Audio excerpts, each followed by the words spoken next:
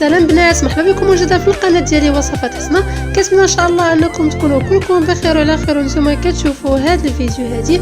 كنتمنى ان شاء الله البنات انكم تستافدوا منه، والبنات يعني كنتمنى انكم تدعموني هكا، تشجعوني يعني ندير لكم فيديوهات هكا اللي تستافدوا منهم.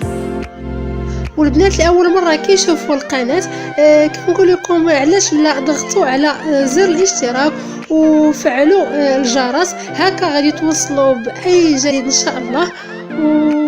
ودعموني وهكا يعني نكبروا العائله ديالنا، يعني كتكبر القناه ديالي، وزيدوا تشجعوني ان شاء الله باش نبقى نجيب لكم فيديوهات هكا اللي غادي يعني تستافدوا منها، يعني حويجات اللي انا كنجربهم فيا انايا، وان شاء الله يفيدكم حتى نتوما ان شاء الله.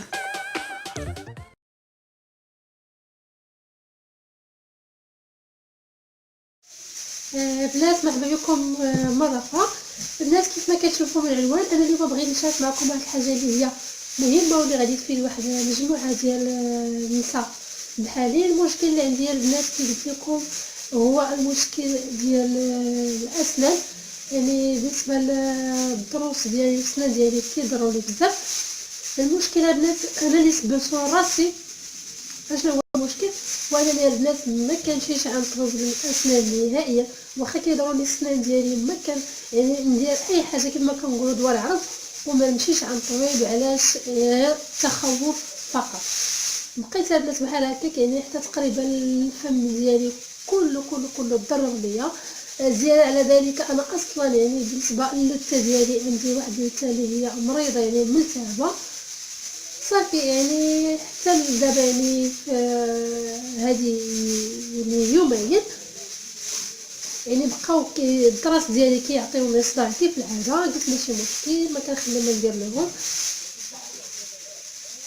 حتى لواحد الليله ديال البارح البنات يعني بقيت بلا نعاس، واحد الالم اللي فظيع يعني كان كيجيني هذاك الالم لقيته فاش كنت حامله يعني بنتي كبيره. وتخيلوا انك يعني راه حامله، يعني راه ما غادي يقيسك لا طبيب لا حتى شي حاجه، راكي حامله يعني مع عندهم ما يديروا لك، تيقول لك يعني حتى تولدي ديك الساعه ترجعي. صافي البنات يعني بقيت يعني صبرت لهذاك الالم حتى عييت. يعني الزوج ديالي مشى خدا ليا هذا الفاني هذا ديال الالم ديال الصداع اللي هو البنات سيورغان.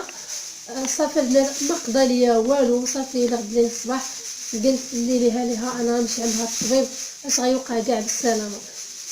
المهم البنات مشيت فعلا عند الطبيب على اساس انه يا اما يحيد ليا هذوك الدراس، يا اما انه غادي ينقيهم ليا ويخويهم ليا. ايوا البنات المفاجاه هي يعني فاش كنمشي عند الطبيب كنلقى بلا ان الفم ديالي البنات مضرر بزاف.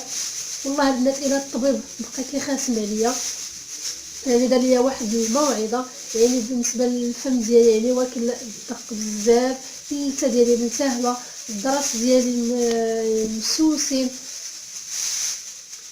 صافي يعني مشيت عنده كيف قلت لكم، قال لي شوف انا لا يعني انا راه ما غاديش ندير لك حتى شي حاجه، ما غادي نخلي لك الدراس، ما غاديش نقي لك. قال لي راه الحم ديالك ملتهبه وعندك السوسه، وحتى الميكروب طلع ليا العظم يعني العروق ديالي يعني وصلهم هذاك الالتهاب. قال لي غير باش انه غادي يعطيني واحد الخيطمون يعني غادي باش غادي نتبعو، وعاد باش غادي نرجع عنده.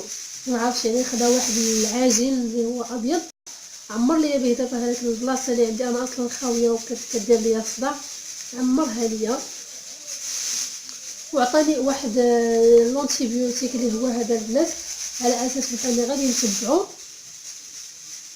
ومن هنا السيمانه تقريبا ان شاء الله غادي نرجع عنده، يعني باش ديك الساعات عاد غادي يبدا معايا ان شاء الله الحصص ديال التريتمون. عاد ديك الساعات غادي نشوفوا يعني قال لي الدراس تاعك راهم تهلكوا وراه واعرين، يعني غادي نشوفوا غادي نحاولوا معاهم يعني باش ما يحيدهمش ليا، غير باش ينقيهم ليا ونعمرهم يعني بلا ما نضيع فيهم. يعني قال لي هي مساله واعره حيت الدراس فعلا هو كلي العصا وجبد ليه هو كلي العصا. المهم هو غادي يحاول معايا وكنتمنوا خير ان شاء الله. كما قلت لكم البنات ابر الدراس اللي كيضروني فيهم الشفاء البنات انا عندي واحد الالتهاب ملتهبه، وهو اللي فعلا سولني انا ما كنتش عارفه بلا ان الالتهاب البنات ديال اللثه كيقدر يكون وراثي. وفاش جيت قلت لي فعلا يعني انا تقريبا خواتاتي كلهم جوجاتهم البنات ولا خويا. يعني عندنا المشكل ديال اللثه، ديما كيكون عندنا مشكل ديال اللثه يعني التهاب، ويعني القضيه تقدر تكون وراثيه وسميتو يعني. وانا ما كنعالجهاش، ما كنعالج يعني هاد الالتهاب تاع اللثه ما ديتهاش فيه يعني بالمره. يعني انا نشوف البنات الا قدرت نصور لكم هذاك اللثه ديالي تاع الفك السفلي يعني بزاف اللي هي مضرره، وعندي فيها الكالكير. ومشكله قال لي حتى ان راه العظم راه بدا تيهرب على ماشي اللحم، قال لي العظم هو اللي تيهرب على السنان. قال لي غادي توصل لواحد الوقيته، قال لي بلا سوسه بلا حتى حاجه الا بقيتي هكا غتولي تهزي سنانك هكاك بين يديك. صافي البنات والله الا خلعني وقلت لي لا يعني انا صافي يعني صممت باش اني غادي نتبع معاك. قلت لي انا ملي ما خلانيش نجي راه ما كاين حتى شي سبب غير التخوف. قالت انت قلت انا الصراحه البنات الحاجه اللي كنخاف منها انايا هي هذيك الشوكه. كيقولوا هذيك الشوكه اللي كيضربوها في العظم يعني انا كنخاف منها. قال لي يلاه راه كون جيتي قال لي في الاول السوسه فيك غير في الاول يعني تاع الدرسه. قال لي ما كنديروا لا شوكه لا والو يعني دغيا. قال لي كنغسلوا الدرسه كنقيوها وكنعمروها. قال لي دابا انت يلاه وصلتينا باش انا غادي نضرب يعني ندير لك هذيك الشوكه وباش انك غادي تالمي. قال لي كون جيتي بكري راه ما غتالمي ما غتحسي حتى شي حاجه. فعلا البنات يعني عرفت بالله الخطا كان ديالي، وكنتمنى الله انه يسهل عليا يعني العمل. يعني ما بغيتش باش يعني نتالم كيف ما قال هو يعني واخا خلعني شويه، ولكن لا صافي حتى حاجه مابقاتش ترجعني اللور. كنت بصح الناس خاصني نديرها في الفم ديالي يعني نعتني به ونداوي. راه واحد حتى لحد الان قال لي راه ماشي فمك غير رجع كيف ما كان ولا غادي العظم غادي يطلع ولا شي حاجه. حنا دابا غادي غير نعتقو، كيقول لي غادي غير نعتقو لك يعني هذا الشيء اللي باقي غادي نعتقوه ونترجاو خير ان شاء الله. صافي البنات وبالنسبه لسميتو كيف رجعت البنات دخلت الانترنت وبقيت كنقلب بالنسبه للالتهاب ديال اللثه. مع قال لي راه عندك واحد الالتهاب اللي هو حاد. بقيت كنقلب ولقيت هذاك الدكتور سقلي عطى واحد الوصفه يعني اللي هي طبيعيه زوينه كتساعد. انا قلت لكم البنات بالنسبه لهذا الالتهاب سميتو راه عمرني ما داويتو نهائيا. ايوا دابا قلت ان شاء الله ندير هذه الوصفه هذه اللي قال لها هذا الدكتور السقلي ان شاء الله ونجربها ونشوف ان شاء الله واش غادي تنفع معايا ولو تنقص ليا غير شويه. يعني راه كي نقول البنات غادي نخلي لكم واحد الصوره تاع التسعير غتشوفوا القوه تاع الالتهاب ديال الفم ديالي. المهم البنات ما نطولش عليكم.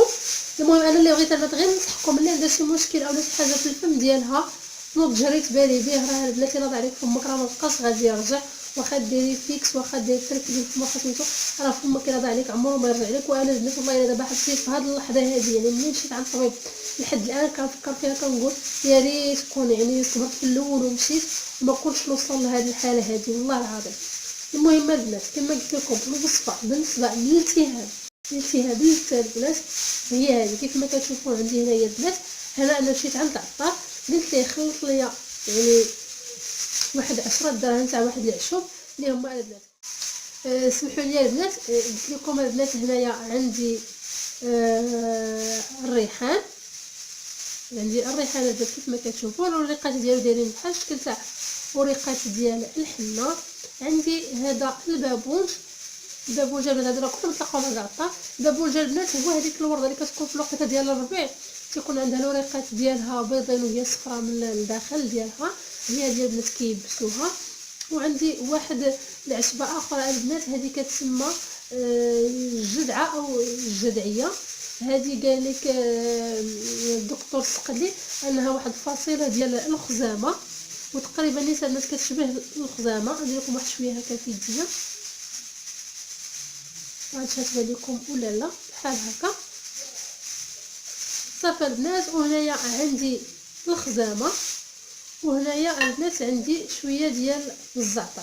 البنات هاد المكونات هذه غادي نشدها ان شاء الله غادي نغسلها وغادي نحاول باش اني غادي نقطرها من الماء نحاول اني نصفيها. وهاد العشوب هادو البنات غادي نطبخهم في الماء. البنات ابار هاد العشوب هادو غتزيدوا عليهم يعني شنو كنقول لهم حنا القشور ديال الرمان. قشور تاع الرمان البنات انا ما عنديش وحتى العطار اللي قريب ليا هنايا للدار دابا طرف قلت لكم هادشي غير اليوم يعني اليوم مشيت عند الطبيب واليوم قررت هادشي. دابا ما بقاش عندي قشور رمان انا غنطيب بعدا هادو اللي عندي غادي نبدا بهم ان شاء الله حتى نهود المدينه القديمه ناخذ هذوك قشورهم ان شاء الله وغادي نخليهم بوحدهم، وغادي نزيدهم على الماء اللي عندي. كما قلت لكم البنات غادي نغلي هذا الماء هذا، غير هو يعني ما كاينش البنات واحد الكميه كيف ما قال الدكتور السقلي، ما كاينش واحد نقدر نقول لكم يعني واحد 100 غرام هذه 100 غرام هذه اللي عندكم البنات. انا فاش مشيت عند العطار حتى انا قلت ليه شوف ابي عافاك خلط ليا واحد 10 دراهم ديال هاد المكونات هذه، وفعلا يعني هادشي هو اللي عطاوني. هو المشكله يعني فين كتبقى المساله في الطياب ديالو، يعني فاش كيطبخ بحال مثلا بغينا نحصلوا على اطرو ديال هذا المحلول هذا، كنطيبوها في 2 اطرو ديال الماء، كنخليوه حتى كتحرق لنا اطرو وكتبقى لنا غير اطرو. كنظن انكم البنات فهمتوني كيفاش، يعني غادي نطيبها ب 2 اطرو تاع الماء وغنخليها طيب تيبقى ليا اطرو ديال الماء. صافي البنات كنصفيوه وكنديروا شي قرعه، يعني كنخليوه حتى كيبرد وكنديروها البنات شي قرعه عندنا هكا تكون البنات ديال الدجاج بعدو من البلاستيك اللي غادي نحتفظوا بها في الثلاجه ديالنا. وكيف ما قال الدكتور تقلي يعني نبقاو نغسلوا بها من بين 6 حتى 10 المرات في النهار، يعني على حساب يعني على حساب القدره ديالك انت، يعني على حساب يعني الوقت اللي غيتوفر عندك انت، يعني من 6 حتى 10 مرات في النهار. يعني هو راه قال يعني من النهار الاول كتبان النتيجه. وصافي وكنتمنى ان شاء الله ان هذه الوصفه هذه تكون فادتكم وتكون عجبتكم.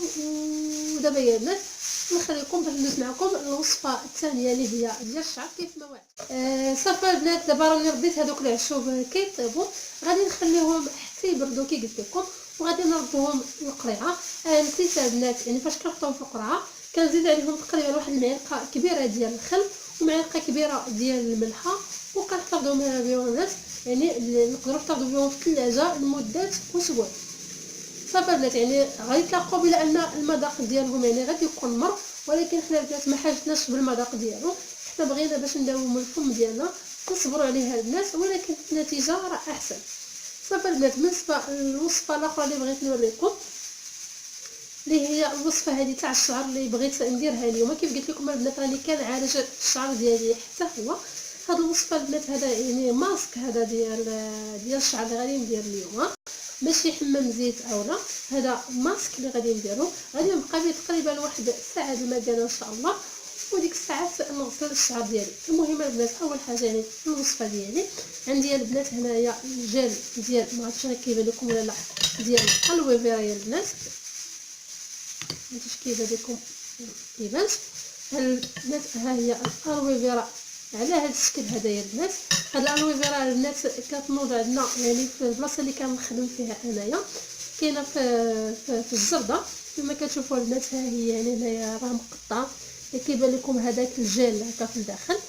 ديجا انا البنات قطعت وحده هنايا درتها هنايا كيف ما كتشوفوا. ها هي راه البنات ملي كتهزوها هكا كتكون يعني كتبان، ما عرفتش كتبان لكم البنات في الكاميرا ولا لا، يعني على شكل جيل. يعني هي هذه انا نقيتها هنايا ديجا صايبتها وعصرتها هنايا وصفيتها. صافي البنات غادي نضيف عليها عندي هنايا واحد معلقه يعني تقريبا متوسطه ديال العسل الحر. عندي هنايا بيضه كامله البنات، ماشي صفار بيض بوحدو وانما بيضه كامله. وهنايا البنات هذا هو الزيت البنات اللي كنت قديت قدامكم البنات اللي قلت لكم غادي نعالج به الشعر ديالي البنات من بعد ما احتفظت به تقريبا اسبوع يعني في واحد المكان اللي هو مظلم. صافي البنات شديته يعني صفيته وخليت غير الزيت. وكي قلت لكم يعني درتها في هذه القرعه هذه اللي كيكون اللون ديالها يعني غامق، هذا يعني واحد السيرو اللي كان هذا دواء كان عندي شديتها البنات يعني غسلتها مزيان ونشفتها وخويت فيها هذيك الزيت وغادي نحتفظ بها في هذه القرعه هذه. المهم البنات اول حاجه كي قلت لكم غادي نضيف هذاك العسل اللي عندي.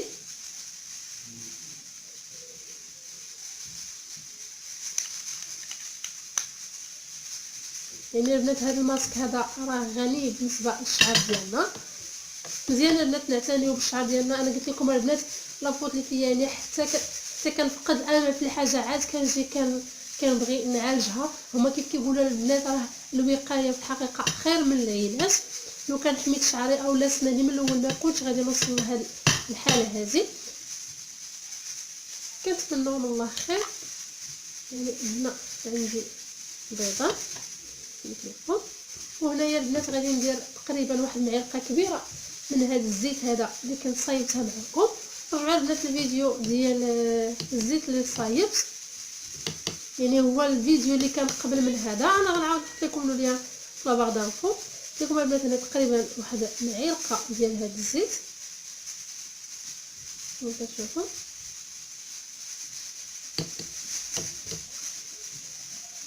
صافي البنات، وغادي نحرك هاد المكونات هذه مزيان مزيان. تقدروا البنات ديروها حتى في خلاط كهربائي من الاحسن، يعني ان المكونات كتمتزج مزيان مع بعضياتها. انا غادي دابا نديرها هكا قدامكم البنات.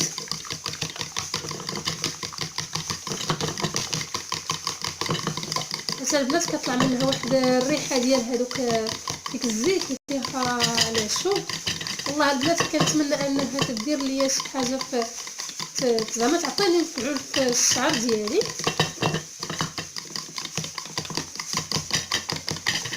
يعني انا النتيجه ان شاء الله، يعني ما غاديش نقول لكم راه دابا واش فعلا هذا الزيت كدير اللي دارت ليا شي حاجه ولا دارش ليا، يعني لا، غادي نستنى واحد المده ان شاء الله وديك الساعات غادي نجاوبكم. صافي البنات، يعني ها نتوما كيف ما كتشوفوا انا طربت هاد المكونات، طربت هاد المكونات هذه مزيان مزيان. غادي نحل الشعر ديالي البنات، غادي نفرقو على جوج، غادي نمشطو هو الاول البنات مزيان، حيت في الوقيته ديال الغسيل البنات تجنبوا انكم تمشطوا الشعر ديالكم. غادي نعمروا البنات بهذا الماسك هذا، غادي نجمعوا في فوطه، وغادي نخليه كما قلت لكم البنات تقريبا واحد ساعه ديال المكانه حتى تنفع به يعني الفروه تاع الراس ديالي والشعر ديالي ان شاء الله.